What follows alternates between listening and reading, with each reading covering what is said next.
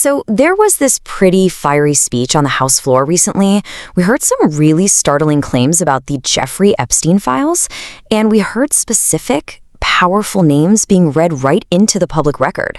Congressman Ro Khanna made some incredibly serious accusations, and what we're going to do here is break down exactly what he said and why it's stirring up so much debate, using his own speech as our guide. And really, it all boils down to this one quote. This is the explosive core of his whole argument.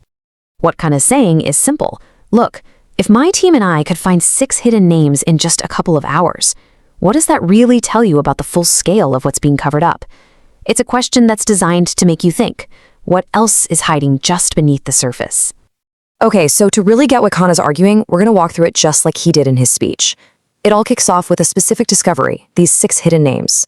That discovery then leads to this shocking accusation about a scrubbed investigation. From there, he broadens out to this theory about what he calls the Epstein class, and it all wraps up with a direct call for accountability. So let's start at the beginning. Where did all this come from? Well, the entire speech, the entire controversy, it all stems from a 2-hour visit that Representatives Ro Khanna and Thomas Massie made to the Department of Justice.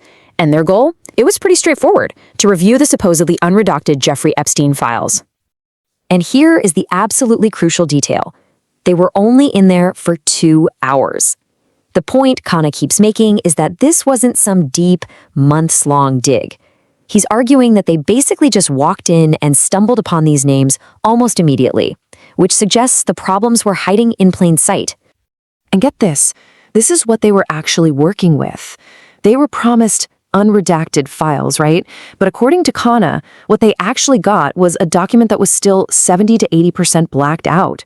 So this massive amount of hidden information really sets the stage for everything that comes next.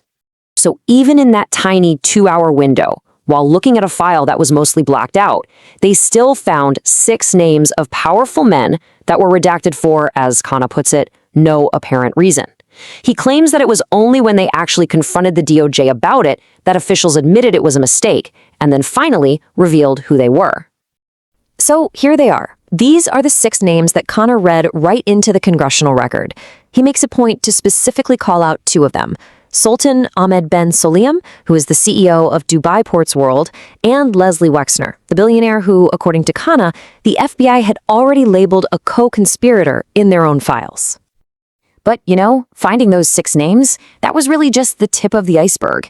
It's what led Khanna to a much more serious, much more explosive accusation, that the files weren't just accidentally redacted, they were deliberately scrubbed long before his team ever even saw them. So Khanna lays out this whole timeline of how he thinks this went down. He alleges that way back in March, the FBI under the previous administration scrubbed the files clean. Then the new Epstein Transparency Act was passed to force everything out into the open. But he claims when he finally got to see the files, the DOJ just handed over that same pre-scrubbed version. So you might be asking, how could this even happen? How could they hand over scrubbed files? Well, according to Khanna, when they pushed the DOJ on this, the response they got was pretty simple. We just uploaded whatever the FBI sent us. Now, this is a huge moment in the speech because it seems to shift the blame from the current Department of Justice directly onto the FBI of the previous administration. So, for Khanna, there's really only one way to see this. He argues that handing over these pre-scrubbed documents is nothing less than a blatant violation of the Epstein Transparency Act, which is the very law he helped write to prevent this exact thing from happening. And all of this, it really leads to the biggest question in his entire speech. If the law is being violated to hide the names of powerful people, who exactly are they protecting? And this is the moment the speech pivots from a specific complaint about files to a huge critique of the entire justice system. And that critique is centered on this pretty provocative idea he calls the Epstein class.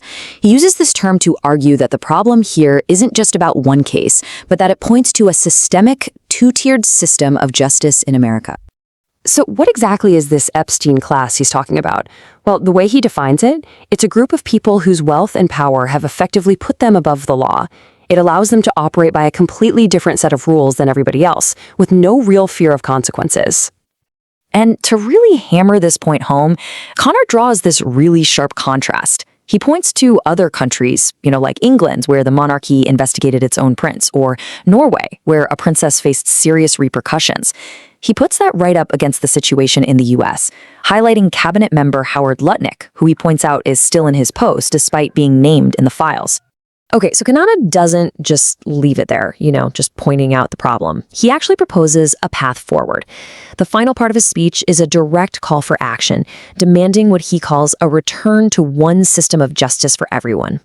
He lays out 3 really specific demands. Step 1, hold public congressional hearings for anyone who was involved with Epstein after his first conviction. Step 2, launch official investigations into what they did. And step 3, the final step, if they broke the law, prosecute them. And really, this one line just sums it all up. For Khanna, this isn't just about Jeffrey Epstein anymore. This is a fight against what he sees as a 2-tiered system of justice in America, one for the powerful and one for everybody else. And so he leaves everyone with this final, really provocative question just hanging in the air. Is this one country with one system of justice for all? Or is it a country with 2 tiers of justice, with a separate, more forgiving system that's only for the wealthy and powerful? That's the choice, the question that Khanna puts before all of us.